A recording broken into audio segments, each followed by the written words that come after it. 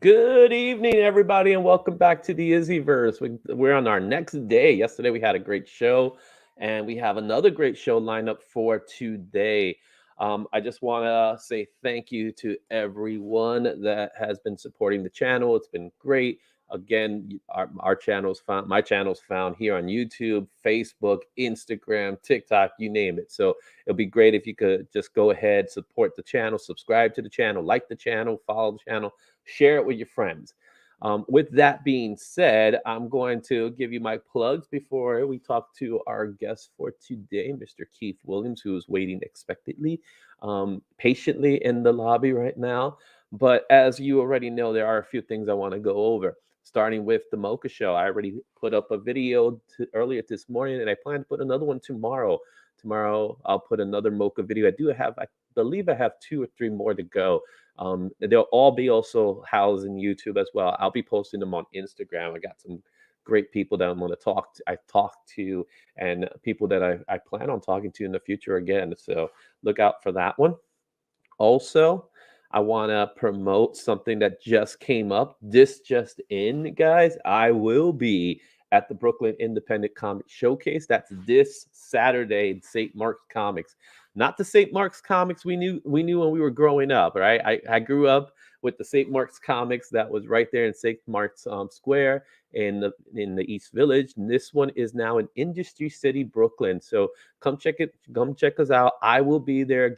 I'll be giving away stuff. There'll be raffles and a lot of fun stuff. So be on the lookout for me there, as well as the partner I'm going to bring as well. So that's going to be great.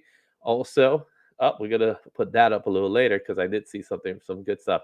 Also, it's important to note that tomorrow is another event that I plan on attending. I'll be attending the CAP Create Pro Wrestling Academy. Yesterday, I spoke to Liam Davis. He has a match scheduled, and he will be wrestling in a three-person match, six-man tag team match. But in this one in particular, we got W. Morrissey, we got Josh Alexander's, Brian Mayer, and all the wrestlers from Cap Wrestling is going to be there. So I plan on being there. I plan on trying to get some footage of it to show you guys in the upcoming days. Lastly, I also want to promote Free Comic Book Day that's happening May 7th. Again, as I mentioned, there are plans in place for it. I'm going to let you guys know what those plans are momentarily once I am able to confirm all the plans that I have. All right, and that completes all the plugs for today.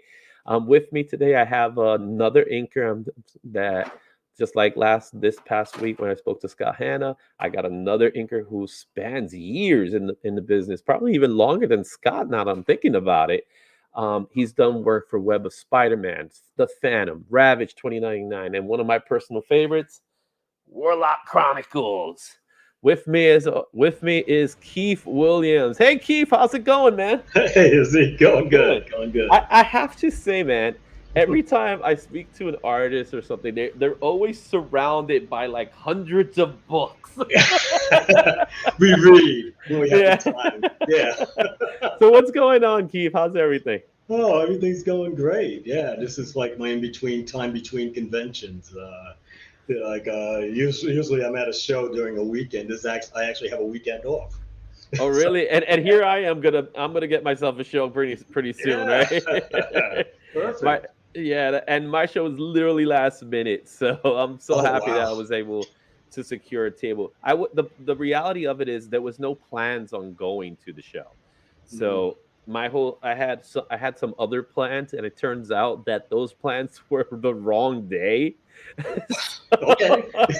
Well then. So it worked out in my benefit in this case, Yeah, right? But absolutely. I was supposed to go somewhere on Saturday, and I was like, oh man, I got to do this. I can't go to this show because there's not just the Brooklyn show that's happening in St. Mark's Comics, but there's also a Philly Con Fan Oh Expo, right, which is that's right. also Yes. happening. I would have loved to have gone to that one too, but again, I wasn't. I had other plans, and I thought those plans were happening on Saturday. Turns out they're happening on Friday. Whoops. But Yikes. Oh, yeah, oh I well. know. Yikes, and I'm sorry. It's a But day. yeah, but it freed my time up. So I made a couple of phone calls. I talked to a couple of people, and I got the word out, and like I said, we just made it official, man. So Very good. it's definitely gonna happen. I'm gonna have my table, and I will be there with a lot of giveaways, man. When Fantastic. when we were in the Bronx show, I remember I was like, oh, we gotta talk. And I never got to talk because he gave me a table. So I was like, I guess I'm stuck here. Wow, that was great, man. Just walked in and take a Well, table.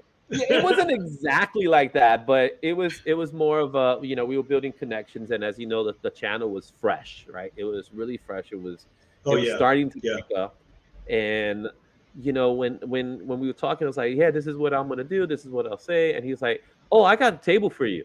Like I was gonna hang out with Gary and the guys with C1. That was the Yeah, initial plan, that I was gonna hang out with them, but it was also free me up to go walk the fields, right? And make interviews like that. But when I got the sure. table, I was like, okay, this is all me now. and, That's it. That's I'm right. like, I guess I can't leave now. So ended up, but it was a blast, man, and I had a great Yeah, it was time. great. Yeah, It was yeah, it it, was a good it time was a there. it was Mhm. definitely a good time, man. But you, man, you are like the king of cons these days, man.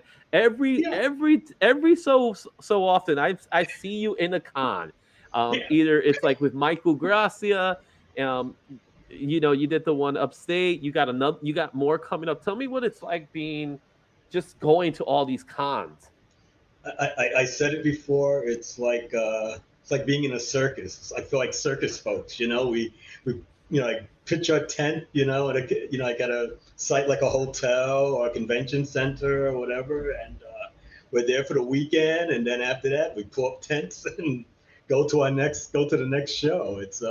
That's the way it's been for me for the past few years now, Yeah. and it's fun. I get to go to different states. I mostly travel the Northeast, and it's been very good. It's actually really my business now. Hmm. Like to do the traveling. Yeah. And it's always great going to shows and talking to people, because Absolutely. that's really, unless you're like this big name, artist or writer and stuff like that.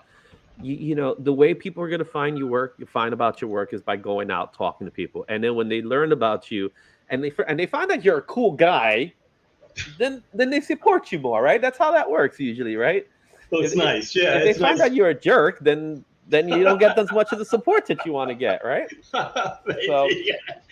I don't know. I'd rather just be friendly. yeah. And I remember when we first met. When we first met was at it was at Comic Con, where I was telling you the story about the T-shirt, which we'll Yes. share a little bit about it.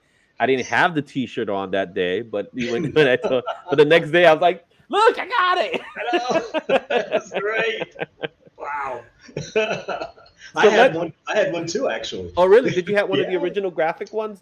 Yes. Yes, I Yeah, because did. that's the one I originally had. I had the one that was the graphic tee that it had the logo right here. I forgot the company, but I think it said Graphic Tees or something like that. Yeah. Yeah. It's a Years ago. while What ago. we're talking about 90s, or like Yes. mid 90s, early 90s, something like Oh. that. Oh yeah. Yeah, so it was a long, Yeah. long, long time ago. 30 But years. as you can see, it is definitely one of my favorite T-shirts.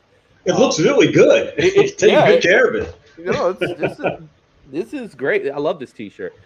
So let before we start talking about the T-shirt, we start talking about Warlock Chronicles. Talk to me a little bit about your history in comics, and first and foremost, why you got into comics in the first place. I loved comics. I was reading them when I was a kid. My grandmother gave me my first comic book. It was a Batman book. I definitely remember that. I can't remember which issue it is right now, but it got me hooked. That very first comic, Yeah. and it's and then I had a friend that was also interested in comic books too, and we would sit in the hallway of our projects and draw comic books. Like we create different characters. I had Catman and Retro Fireman, and there was a few other ones too. And we do this like almost every day before homework and stuff. We would hang out and and do that.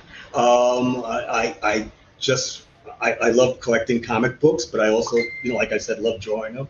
And as I went on to high school, had a great visual arts program that that was absolutely fantastic for the 3 years that I was in high school, and then moved on to the School of Visual Arts, where the main reason why I went there was because Will Eisner, the creator of the Spirit, was there, it was I had to work very hard to get into his class, but I did, and it was mostly showing him his book Contract with God, which was a really great graphic novel, and I asked him to sign it for me.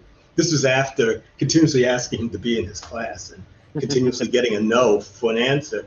And he signed the book, and I told him how great it was and everything. And he went to his class because I was in his class. I was in the classroom at the time, just hanging out. And he said, "You see, this is how you get into my class." So I was signing the book. So after that, I was in, and he was a great teacher. Really learned a lot from him, and he really helped me out a few times, even after like I was graduate after I graduated from school, Mhm. uh, which Yeah. I'll tell you about that.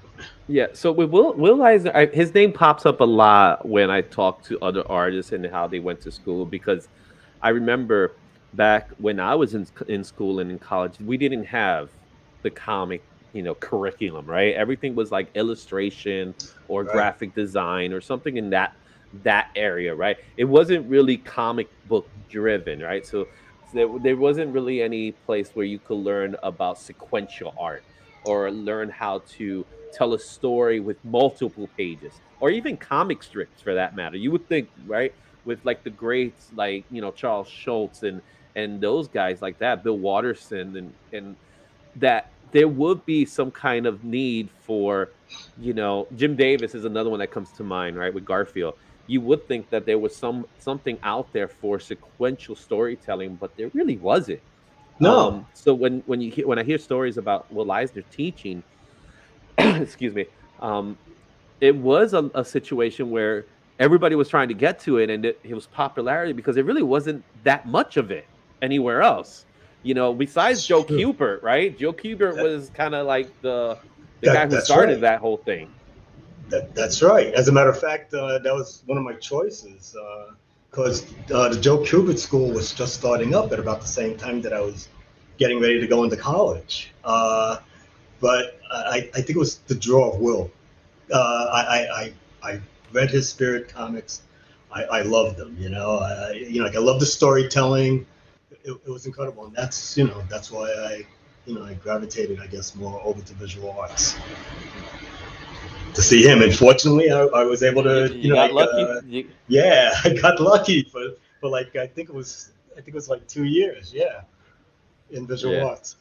So now that we talked a little bit about your schooling and everything like that, you went the route of the inker. Why did you choose becoming an inker over a penciler or anything like that? Yeah, my pencils were not as great as I might have imagined in my own head. I went up to Marvel and DC a few times showing my work, and I just wasn't ready at that time to be a penciler. I think when there was a Marvel tryout book that had John Romita Jr. Pencils in it, and I inked that, and I just thought I'd try it. I inked that, and like I brought that up to them, and they looked at it, and they they saw promise, but they still wasn't interested. Uh, uh, but I really felt that if I kept working on it, it would get better. Anyway, I met Don Perlin, who lived very close to me uh, when I was in Canarsie. That's where I lived when I was a kid, and he looked at my stuff, and he saw the same promise, but he also helped me out. He showed me things that I needed to do. He would give me pages of some of his pencils, and I would take them home, and I'd work on them on that vellum paper that you can kind of like partially see through. But and it was horrible because the ink wouldn't dry fast on that, so you had to be really careful working on it. But I did a bunch of practice pages with that, and I showed it to him. And at the same time, I was working as a paraprofessional at a high school. So I was like, I was like in this fork in the road where I could have gone in either direction. I could have either become a teacher or I could have been an artist at most. And Don helped me out with that and got me a gig as a background artist, background inker. And that helped me out a lot too. It's like everything, I guess, was pushing me towards being an inker more than being a penciler. Working over Al Milgram's pencils, working over Ron Frenz's pencils, like just doing the buildings, the cars, and stuff like that. But getting an idea of how to ink and how to create depth. Like between, like the character that's in the foreground and what's going on in the background, stuff like that, all that stuff I was learning as I was doing background inks. And finally, after a certain point, they actually gave me my first thing, which I believe was actually Marvel Age. I think it was Jim Sauerkraut was the editor, I think, at that time. And I did inking over Jim Fry. Who was penciler that time, and it was great. It was fantastic. I was so happy to do that. But then I went back to doing background work. Like after that point. But at least I had something out there for people to see. Like, and it actually was printed, which was really cool. It had my name out there and stuff. So yeah. So, but inking for me at that time, I was able to work over other people's work, but I wasn't able to do my own penciling at that time. It's just the way it was, Like, and then I became an inker, and that was all I was doing, and I totally, in a strange sort of way, lost my own ability to pencil because I was inking, like all the time. Never had time to work on my own stuff.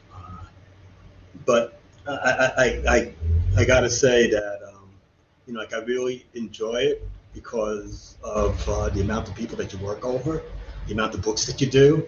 You're not just doing one story, you're not just doing one character. Like if you can, you could do a lot of different issues. Like in the in the same month if you're crazy enough. Yeah, Scott Hanna was pretty much saying the same thing that he again. I think most inkers that I talk to have been. We were originally a penciler, but then we ended up becoming inkers, right? So Yeah. it's not like a profession where most people say I want to be an inker, right? The inker is Scott Hanna describes it as the drummer. I describe it more like the rhythm guitarist of a band, Oh, right? okay. So the rhythm guitarist keeps the rhythm in place so that the sounds sound good, but they themselves are not like the person that's the standout, right? The standout is Right. like the lead singer or the main guitarist, right? Like Yeah. people don't talk. People talk about Slash. They don't talk as much about Duff, right? Okay. Yeah. um, Okay. so That's about and right. same thing with like the Beatles, right? Since the Beatles is always mentioned, they talk a lot about John and Paul. Ringo gets some credit sometimes, but George Harrison is always like the last guy in the mix, right? Yeah, I know. I actually watched that that documentary. I didn't get to see it yet. I'm a It's personal pretty fan. good. Like I've watched a lot of their stuff. I haven't had the time to see the documentary, but I'm a huge fan of the movie Help. I don't know if you ever seen that. I Yeah, love a that long time movie. ago. Oh my gosh. I love that movie. That's one of my favorite movies. I could watch that movie over and over and over. I just love it so much. Go to Oh, the window. I gotta look. I gotta see it again. It's a It's great. It's been a great. years. It's really a good movie. It holds up. The comedy still holds up. It's good comedy. Okay. And there's some actors in there that you look at and say, oh, I know that guy. Um, I don't know him by name, but it's like I know that guy. I've seen him in other things. So here's my next question in regards to inking.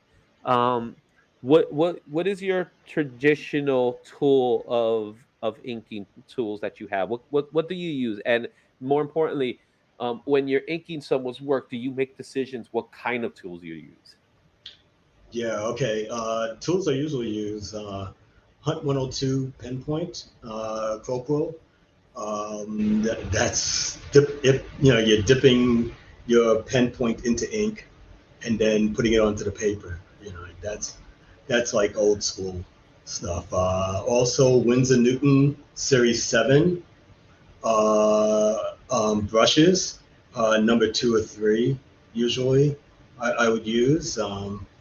And that was basically the things that I was using when I was working for Marvel, DC, or any of the other companies. It's like now though, it's like you could use almost anything. Like they have your microns, and you have all your other different kinds of markers and different kinds of brushes that aren't really brushes, but they're more like markers, but they have a brush tip to them. So Hmm. that's what I yeah that's so I do use that sometimes too. Hmm. It's a lot of it is all the tools they have now. They're really great, but I still like the old stuff. I love dipping my pen into ink or my brush, and working that way too. Yeah. And Now, and when it comes to inking somebody, it all depends on what they look like. Like sometimes I feel they're calling for more of a slightly more mechanical feel, so I might use my pen more, mhm. and like or you can go more organic with some other artists, and that's when you use a brush. And then sometimes I mix them. It all depends. Yeah. Yeah. What do you think about the world of digital inking now? Ah, yeah. Well, well, that's what actually got me back into penciling again because Really? yeah, unfortunately, a lot of work dried up once Photoshop and Clip Studio, Paint Art, whatever it is, when they came around. A lot of pencils, I guess, figured that they can do their own stuff, Hmm. ink their own things, or darken them to the quality so that it could be printed. Um, I use it too, though. I Hmm. mean, I have a Cintiq uh, 24 HD uh, screen that I use, and it's a great tool. I use it a lot for sketching out, what my what my uh, artwork's going to look like, and after I've finished doing it that way, I would print it out on my printer, and then I would either light box it or put graphite on the back of the page and Hmm. draw it onto another piece of paper and work on it from there. Yeah, I heard It's yeah. I heard there was an artist I spoke to. I know who the artist is. It's McCone, Mike McCone. He When I talked to him a while ago, he would sell his prints, right? But he still worked on digital. So he was like he would draw on digital and then he'll print out as if it was pencils and stuff Right. like that because again he has to sell the work, right? He can't sell it's like people would like back in the day you would bring in your large 11 by 17 pieces of paper. They Oh will give yeah. you they will give you a portion of them, right? The pencil will get a portion, the inker will get a portion of it, and then you're 9 times out of 10 because it was so much you're better off reselling it, because first of all, what are you gonna do with all that in the house, right? It's not like you're gonna put all your pictures on frames, right? No. Right. No. But but the truth of the matter is you resell them and then other people get to enjoy your artwork, right? So but when Yes. it's a digital media, you can't really do that. No, you can't. You can't. It's just up there. Yeah, you can make prints. You can make a Mhm, lot of prints, but like a lot of people like to see the original artwork on paper, and like you said, they would like to buy it. So mhm. someone would like to buy it. It's difficult to do that if it's on a computer. Um, with that's basically why I still draw the stuff out on paper. I don't leave it on the computer. Like I like I still love the traditional work. To do it that way. Yeah. And Well, I know other people like it that way too. So there you go. yeah. I wanna go a little bit to like a little bit more of working a page in particular, but before we even do that, Okay. did you ever had a situation where as an inker you had an accident happen? Oh God. And do you have any horror stories to share? Yeah. Oh wow. One that taught me never to have the ink on the same table as your artwork. Can't do that. I accidentally knocked over some ink when I was working on a Web of Spider-Man page, and I totally obliterated Aunt May. Uh, So you just caused her death first. oh yeah, oh yeah. It was gone, man. Oh my gosh, there was no way, no electric eraser could save that or whiteout. So Mhm. fortunately, Alex had to, like he redrew the face, but yeah, like I felt horrible. I think it was Alex. It was either Alex or John Romita, one of the two. But Yeah. but I felt horrible that I Either did. or would be something you were like, whoa. Oh God, you don't know. Like I mean, you're looking at it and you say, "There's nothing I can do. I'm dead." Jeez.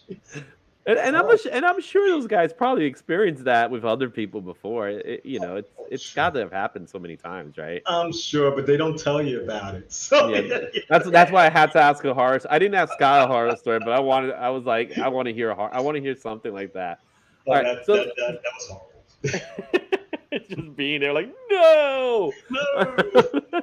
and it's like one of those bounty commercials, right? Where you see it happening in slow motion, and there's nothing you Yeah, could do to yeah, stop it.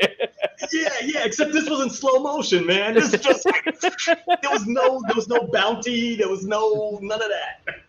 No now, time for that. going, taking the horror story and flipping it. Have you ever had a happy accident? You know, I think I've had a lot of happy accidents. Everything from fingerprints on the page, and it ends up actually making it look like an effect.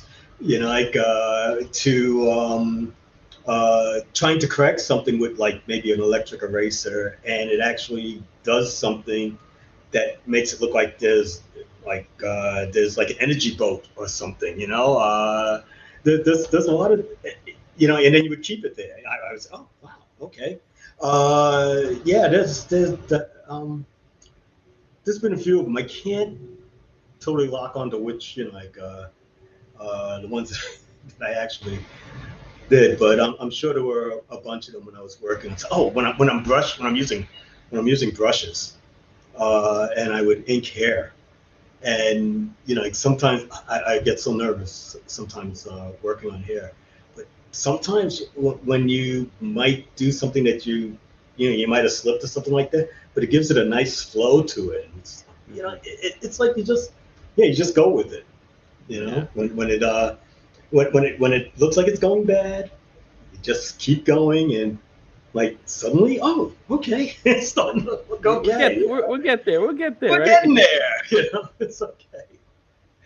So speaking of those happy accidents, what about unconventional tools? Like obviously you mentioned the brushes and the pens. Do you have any tools that you use that maybe another fellow inker might have shared with you that they use to create an effect? I know I remember one time I saw an inker says ended up using like micro blades, right? So they ended up blades to create a rain effect because what Right. they're doing was that they're technically ripping the page a little bit, and then you get that nice little rain effect that you probably wouldn't get with like a white pen or something like that. There you go. That's really cool. When I saw that the first time, I went, wow. Like it was really neat seeing how they caused that effect of rain. I would use for space. I'd use a toothbrush with whiteout. Snow pig. I would dip my toothbrush into it, and then I would flick it with my thumb onto the page. Like so that would create space. The stars that are all the way in the background. And then, like after that, you'd go in there with a brush or something like that, and then do your own little, like extra dots that are a little bigger, so it gives it some depth.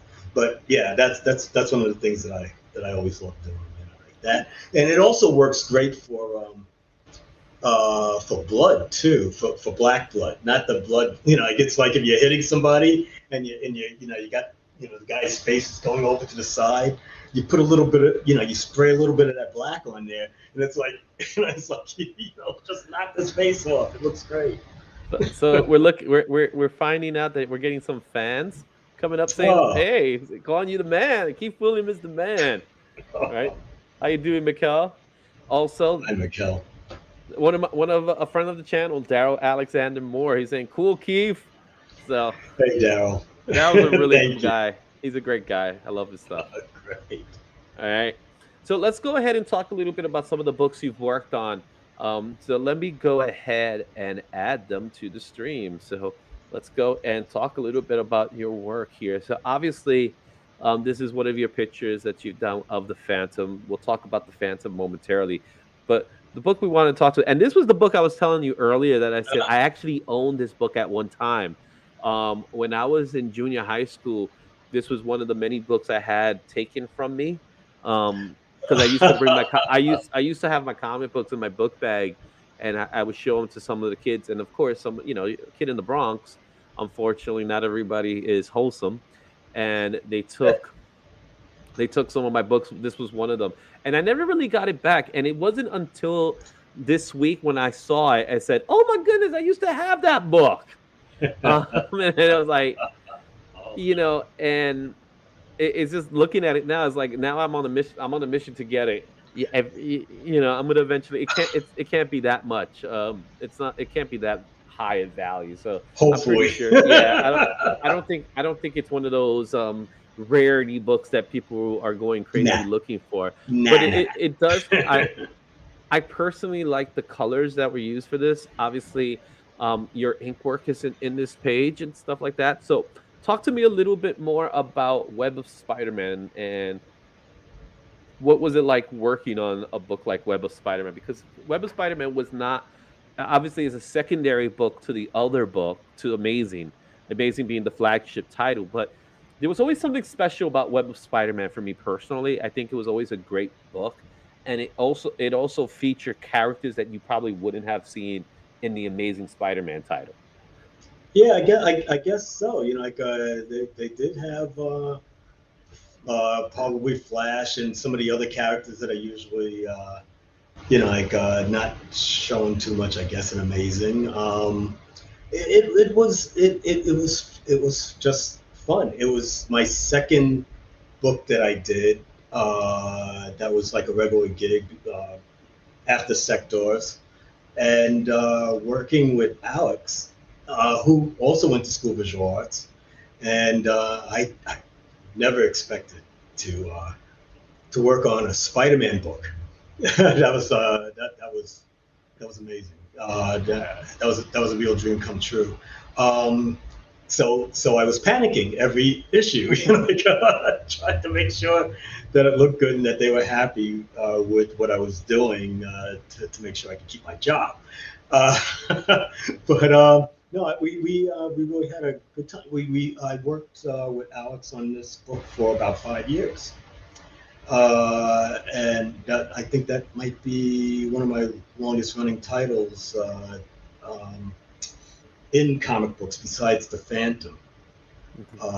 And Alex, just did his amazing work, and I just went there and just followed him, like with the inks. Yes. Yeah. Yeah, so with Web of Spider-Man in particular, when the book first came out, it focused a lot on black costume Spider-Man. Right. And and first of all, there's some amazing covers throughout the years of the title. But what was it like inking a character like the black costume Spider-Man, especially because it's predominantly black, right? So it's going to be Yeah. a lot of blacks to It do it, was but hard. to make it work, it was It hard. was it was hard. It was hard because fortunately, Alex, like mostly put in, like all of the black areas, but still it was kind of, because it's like, I guess, looking at a negative. You're filling in those blacks, and you really have to know your muscles. It's almost like you can't. You could put, like blacks in certain areas and say, oh, okay, that's a muscle there, but it wouldn't. Sometimes it wouldn't look right. You had to really concentrate working on a black costume. Some people would ink pencil it and ink it in a way so that it's totally black, and you had no highlights. But yeah, mostly with us, we had to just make sure that the shading looked right and that it looked believable enough. I guess like that, being a figure that's like a muscular figure in our black spandex outfit. Yeah, and Yeah, it was especially not like with the easy. face. I'm looking at the face in particular, where you do see some highlights in the face of a black costume, and they seem to accentuate the urgency that he's going through. Right, you can only make that work with how you get the eyes, and as well as the where you put those spot those blacks. Oh Um, yeah, absolutely. You're right. You're right. Yeah, the urgency, and like, and it's also the thing that you do in comic books is you can change the sizes of things like that, like the eyes and how the black works on the face. Kirby was great with that, and you get that feeling of urgency or anger, or fear, like it's great. yeah. And like I said, I'm gonna get this book again. I love this cover. I was always a fan of this cover. Go get it, Izzy. I'll hey, one thing I'll do is when I look for something, I'll find it. I'm sure it turned up. All right, let's talk a little bit about a character that you were a big inker for, and that was the Phantom. When I learned a little bit about the Phantom, Phantom being a cult classic hero, a hero from the golden era. Um, again, someone that you know he's not really a super powered hero, but of course he has like he has mythology and things like that with it. What was it like working on a book like the Phantom? It was amazing. He's the first superhero. Yeah, so like 1936, Lee Falk, who I actually met when I was doing the interview to get the strip. Um, Cy Barry was just leaving at that time. He was retiring. That was in '95, and they needed another person to work on it. They already had a penciler, George Olson, who I think worked on the Phantom off and on during the time with Cy, and I got on it as the inker, and it was like something I never expect to do. I got to thank Danny Fingeroff for pointing me in that direction to do that. He found out from King Features that they needed somebody to do this, to do the inking, and I'll tell you, he's a very cool character. He's a friend. He's a friend to like he has that friendly look that like when he's with his friends and everything, but when he's going after the bad guys, man, he's nothing but shadows and that ring, that he could use to pound people with Mhm. and give them the mark, which I got here, as a matter of fact. Oh, look at that. Let me open up so we can see it a little bit more. Look Oh at yeah. that. You got the now I wish I could show you my ring. I got a Spider-Man ring. Look at Oh, you got a that is Spider-Man ring. I do have a Spider-Man ring. That is Ah. awesome. I got a Spider-Man ring that my wife gave me when right before we got married. She got I still have it. It's just a really big ring. Um so I don't always wear it, but it's a ring I got from the Spider-Man movie. There was a music video that came accompanying with the movie by Stone Sour, and in the video he has the ring. So when I saw it, I was like, I want that ring, and she did the search for it and she got it. So and to this I still own it to this day. So she's definitely a keeper Oh yeah, when it comes absolutely, to things like that. She's the type of absolutely. person that I have to mention something once, and then like 3 years later, it's like there it is. Like I heard you that one day. Um, Not to say I'm the exact opposite. It's like you need to tell me 1,000 times before I can remember. There you go. Yeah, that sounds like me too. Yeah, All right. yeah. So let's go with another book that you worked on, and let me go ahead and show it again since I removed it from the stream. And Ravage 2099. This is one of those 29.99 books that a lot of people don't talk about. Um, Unfortunately, they should because this was Stan Lee's Yeah, Ravage 2099. So that's tell me right. what it's like. Tell me what it was like working a book that was written by Stan Lee. Oh, wow. It was amazing. It was Stan Lee. God, like I mean, I once again another thing that I never expected to do was to work on a title with Stan Lee. Like I thought like he has other business things I think at that time that he was doing, and I didn't think that he was going to be coming back to write, like a story for Marvel again. But it was lots of fun. I did meet him at one point. I think when I was doing the book, and I do remember saying hi to him, but I don't seem to remember everything else that I talked to him about because he was in the office. He was in the office, and we did. I'm sure we did talk before I left, but You was I shell really, shocked. That's what it was. I really was. I was. But the character is very interesting. It was like I think he was like this business guy, very big business guy, and he got his business taken over or something like that, and he decided to go after the corporate entity who took it over, I guess, or whatever, and went into I think a junkyard or something like that, and started to pull together pieces that he's wearing, as you can see there, like of his outfit, to become this guy, this avenging character. Oh, he also had, I think, like a hubcap as a shield. I'm not sure, but I think he did. But he was a very interesting character. But I enjoyed working over it because Paul Ryan was the All right. penciler on it, and I really liked Paul's stuff. So I had a fun time working on it. Another thing I noticed about Ravage in particular, and I don't, I like, just you know more about him than me to tell you the truth because I don't remember much, unfortunately. But I did know that he ended up developing some kind of he mutated into He something, mutated. Yes, right? yes. So that was always part of the plan, or that was something like sales are down. Let's do something. I gotta tell you the truth. I'm really not sure. I was thinking that issue, and I went, "Oh, okay." He's got horns now. Yeah, it was He just looks so more weird. feral. And yeah. So I guess maybe they did think that they had to change him up a little bit, give him some powers to make him a little bit more interesting. I guess. Unfortunately, it still only lasted for like I'm not sure, like It didn't 15 last years. long. I don't think it even went past 20 issues or something like that. Yeah, yeah, yeah. I did all of them. Yeah. That much I do remember. All right, one more book we're going to talk about, and that's the one that has to deal with this Uh, T-shirt here, Warlock Chronicles.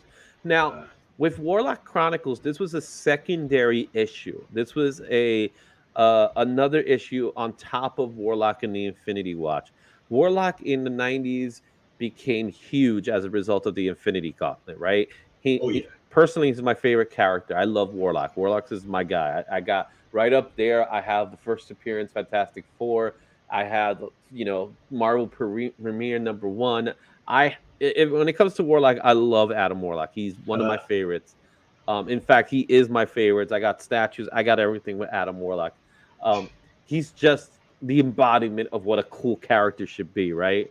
oh yeah. Um, but Absolutely one thing that I know about this particular book, Tom Rainey, who did the artwork, which again, fantastic. amazing artist. Yes. Love his stuff. Yes. And one thing I know is that this book happened and became a second issue to Warlock, which really, when you think about it, that's a big deal, right? Because you would think Spider-Man gets a second book, Batman gets a second book, Superman gets a second. You wouldn't think Warlock, right? But Yeah. that's how big Warlock became, right? To the point that they decided to give Tom Raimi a book on in association with the Infinity Watch book. Did you get a chance to work on the Infinity Watch too? I'm not sure. Or I did have, you? yeah, I did. Oh yes, yeah. Yeah. I gotta thank Craig Anderson for that. He was the editor at the time, Hmm. working on the cosmic books, Hmm. and yeah, I got to work on Warlock Infinity Watch and Warlock Chronicles. Warlock Chronicles was almost like sort of like what was going on in between all the other stuff that was going on. Hmm. Like so, but I love working over Tom Rainey's stuff, and I got to ink all the Infinity Watch characters, and Pip and Thanos. I got to work on Thanos. Love it. Come on, I was geeking out all the time working on this Yeah, stuff. I and love this. one thing I loved about Tom Rainey's artwork in particular is the accentuation to detail, right? There's Yes. artists out there that for them less is more. For Tom, more, right? Oh Because yeah. look at Look at the Kate. cape. Look at the Look, cape. right? Yeah. There's a lot of thin lines that go with it, right? Oh So yeah. it must have been fun having to ink this, but I could just imagine the amount of time and precision you had to go through inking this kind of work. Yeah. With something like that, you definitely have to take your time. You want it to look right. Yeah.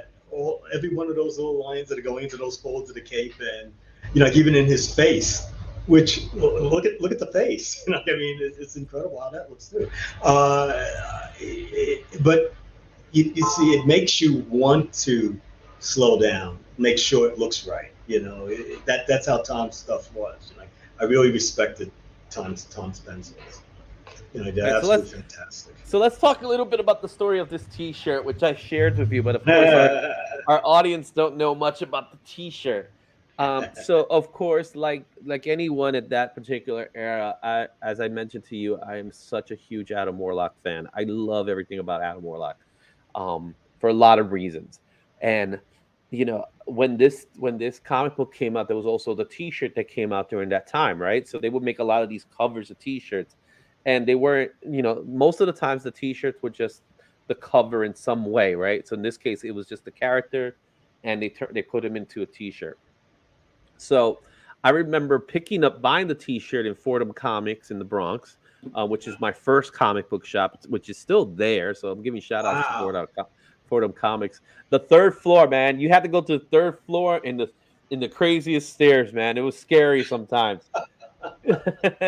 So and I haven't been there in years. I was talking to my wife about going there someday, and just go checking it out to see. And I bet you it looks exactly the same way. I just have that feeling.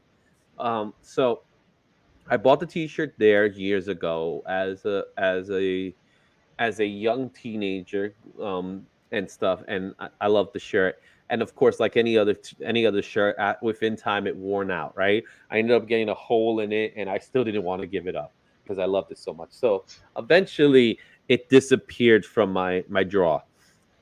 So the disappearing act, someone caused that to happen, not me. Uh-oh. So There oh, this sure has a hole. I guess we need to get rid of it. you Uh, go. Becomes you a know, rag. Yeah. yeah, yeah. Thankfully, it didn't become a rag, but Okay. but it was just gone. Let's just say that much. And and you know, and I didn't make much of it. Moved on in my life, I guess you could say. Had ended up getting other comic book T-shirts and everything like that, and grew up, got married, had kids, and that and lived life, right? But then a few years passed, and like maybe about I was saying right before the pandemic, I I just wanted this shirt again. It's just like, I wonder if I could find, because of course I go to eBay. I was like, you know what? eBay always sells a lot of things that are vintage. So my curiosity was, who knows? Maybe it's there. And it turned out it was. Wow. And it was there. And I see the t-shirt. I was like, oh, it's there. I can order it now. But it turns out the t-shirt was $500. Wow. $500 for a t-shirt. So I immediately tell my wife, like, honey, they got the Adam Warlock t-shirt I want. And she's like, oh yeah. And if she would have said buy it, I'd be like, just think about it. Hmm. Like, don't say anything, right? Um, so she's Yeah. like, "Oh, they got it. How much they selling it for?" I was like, $500. And he says, then her answer is, "And it's going to stay there." Yeah. Yeah. Yeah. I So understand. I immediately put a heart on it, right? You know how when you put it on your wish list, I immediately put a heart on it. So there it is. And then I go back to eBay about a week later, and the shirt's there again from a different person that's selling it. But this time they were selling it at a more reasonable price. I think like 25, 20, something like that. Okay. So That's better. I said, all right, even if I'm the only person that buys this t-shirt, I'm buying it. And I bought the t-shirt. I told you about it when we were in New York Comic Con. I show you the t-shirt. And not a day goes by when I wear the t-shirt either in the show or I'm just hanging around. Not a day goes by so people don't look at me and say, that is a cool t-shirt. Because it is such a cool t-shirt. And if this one Wow. breaks down, I guarantee you I will get another one. This is if anything, if I'm gonna be in a coffin someday, this is the shirt I want to be wearing. If I have to wear a suit, I'll wear the suit, but this is the shirt underneath it. So it's good. It's gonna be put on the well. Oh my God. That's how Well, much I love this shirt. well, thank you. Seriously, man, we gotta talk to Tom about this. Oh yeah, no, I told Scott. I told Scott like if he said, "Oh, let me talk to Tom," I was like, "Yeah, talk to Tom. I'll love to have Tom." So I'm here at the Okay. show letting you know I will love to talk to Tom All Rainey right. one day. So Yeah. yeah, you could go ahead and put out the good word, and he's gonna be like, "Scott told me about this Izzy. Keith is telling me about this Izzy. I gotta have to find out who this Izzy is." Yeah, that's right. There you go. Yeah. So I'm Give him an definitely itch. yeah Absolutely. and stuff. So so tell me a little bit about what you're doing these days. Okay, well, basically, well, like I said, I'm doing comic book conventions, traveling almost every weekend. Every once in a while, I don't, but yeah, mostly every weekend, and doing commissions Mhm. for people either at the shows or they would DM me and ask me if I was interested in doing something for them, and yeah, that's what I'm doing right now. What's Um, one of the coolest commissions you've been requested to do? oh wow, wow. Um, Jeez. Um, well, one that really was actually work, but it was I guess it was commission. Was doing the Phantom. I did an issue of the Phantom with Alec Soviak, a whole 22 pages, which was really cool. That was like I don't know, maybe 4 or 5 years ago, which is really neat. God, what else? What other thing would be really cool? Oh, working with Ron Friends on Thought of Worthy. I did 10 pages with him, and that was a little bit more recent. That was like 2019. Yeah, that was a lot of fun because I love working over like Ron's stuff. I've done it a lot of times doing commissions when I was part of Catskill Comics. So that yeah, that was a lot of fun too. Awesome. So Keith, where can anybody find you? Well, we wrap up. Uh, Gosh, okay. Wrapping up. Well, you can find me on Instagram at Keith Williams Comic Book Art. You can also find me on Facebook, Keith Williams. I'll be the guy smiling with the Phantom Ring pointing straight at you. I There's a haven't whole bunch of changed that. there's a whole So bunch of Spider-Man cosplayers too. I seen that one. yes, yes, that was great. That was just last year when I was at New York Comic Con. They asked me to come out there because I was one of the guys that did a Spider-Man book, and here I am with Miles Morales Spider-Man, with the original Spider-Man, with Kingpin, with the Green Goblin. They had people that were dressed up in these things that were like absolutely amazing, Yeah. amazing stuff. But yeah. I'm gonna do a show with a cosplayer who's doing a Spider-Man shoot in Central Park in Hudson Yards. That's gonna Oh, be in May. So this is the first time I mentioned it, but I'm definitely great. I'm gonna be talking to him right before the show, and I'm going to I obviously post the stuff when it happens, so I'm gonna immediately think of you as like do the Spider-Man ring. So that day, I'm definitely wearing the ring. Oh, definitely. And Gotta wear the ring, man. gotta wear the ring for that one. So Keith, man, it's always a pleasure talking to you, man. And you are definitely the epitome of a good-hearted person. I really do mean that. I Thanks, thank you for man. it. I'm gonna put you back in the lobby. All right. Okay. And I'm just gonna close out, and then we'll chat a little bit more. So thanks for everything, Keith. Bye, guys. All right. So that was my interview with Keith Williams, inker of Web of Spider-Man, Phantom, Ravage, Warlock Chronicles, and so many other books that he's done throughout the years.